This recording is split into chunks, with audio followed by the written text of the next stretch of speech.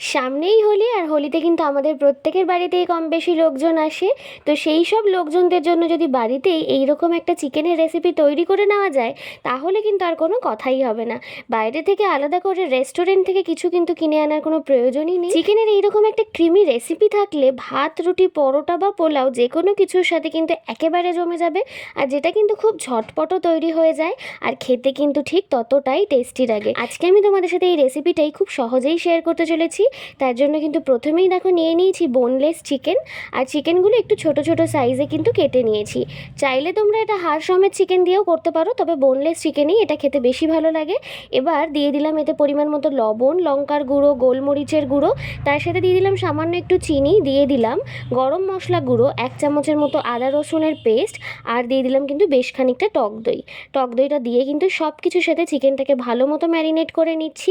আর এই ম্যারিনেটেড চিকেনটাকে যদি ওভারনাইট রেখে দেওয়া যায় তাহলে কিন্তু আরও ভালো হয়। এরপরে কড়াইতে কিছুটা সাদা তেল দিয়ে ওই ম্যারিনেটেড চিকেনগুলোকে তুলে তুলে কিন্তু ঠিক এইভাবে তেলের মধ্যে ছেড়ে দিলাম। আর দুদিকটাকে 4 থেকে 5 মিনিটের জন্য উল্টে পাল্টে কিন্তু বেশ লাল লাল করে ভেজে নেব।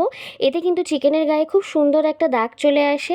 চিকেনগুলো ভালো মতো ভাজা হয়ে গেলে এই একইভাবে সবকটা চিকেনকে আমি ভেজে নেব।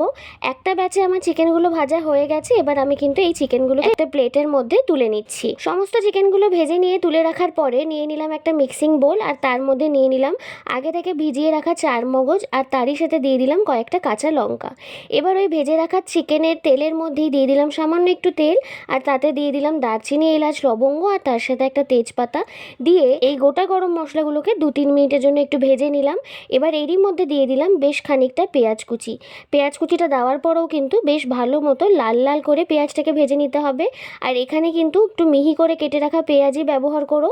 এরই সাথে এর মধ্যে দিয়ে দিলাম 1 চামচের মতো আদা রসুনের পেস্ট, দিয়ে আবারও পেঁয়াজের সাথে সব কিছু খুব ভালো করে মিশিয়ে নিচ্ছি। এবার যে মশলাটা তৈরি করে রেখেছিলাম সেটাই কিন্তু এর মধ্যে দিয়ে দিলাম। আর তোমরা কিন্তু চাইলে এখানে কাজু বাদাম বাটাটাও দিতে পারো। তারই সাথে দিয়ে দিলাম সামান্য একটু লবণ, আর দিয়ে দিলাম একটু শুকনো লঙ্কার গুঁড়ো।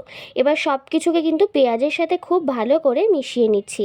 ভালো মতো নেড়ে চেড়ে নিয়ে ওই মিক্সিং বাটির মধ্যেই কিছুটা জল দিয়ে কিন্তু সেই জলটাই আমি এই মশলাটার মধ্যে দিয়ে দিলাম।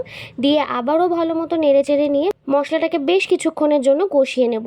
মশলা থেকে ভালো মতো তেল ছেড়ে আসলে এবার আমি এর মধ্যে অ্যাড করে দিলাম পরিমাণ মতো জল। জলটা দেওয়ার পরও একটু ভালো মতো নেড়ে চেড়ে নিয়ে 2-3 মিনিটের মতো একটু ফুটিয়ে নেব। এবার আমি এর মধ্যে অ্যাড করে দিচ্ছি ওই ভেজে রাখা চিকেনগুলো। আর চিকেনটা দেওয়ার পরও কিন্তু দিয়ে দিলাম স্বাদ অনুযায়ী একটু চিনি। যেহেতু এই রেসিপিটা একটু মিষ্টি মিষ্টি খেতেই বেশি ভালো লাগে, তাই আমি এখানে চিনিটা ব্যবহার করেছি। এবার সব কিছু আবারও ভালো মতো মিশিয়ে নিয়ে একটু গ্রেভিটা ঘন করে দিলেই কিন্তু এই রেসিপিটা একদম তৈরি। নামানোর আগে কিন্তু এতে আমি একটু ফ্রেশ ক্রিম দিয়েছিলাম। এতে কিন্তু এই রেসিপিটার স্বাদটা আরও বাড়িয়ে দেয়। তো বাড়িতে যদি ফ্রেশ ক্রিম থাকে তোমরা কিন্তু অবশ্যই ফ্রেশ ক্রিমটা দিও। ব্যাস, চিকেনের এরকম ক্রিমি একটা রেসিপি কিন্তু অনায়াসেই বাড়িতে তৈরি হয়ে গেল খুব সহজে। তোমরাও কিন্তু এই রেসিপিটা একবার ট্রাই করে দেখো, আর আমাকে জানাতে ভুলো না কেমন লাগলো।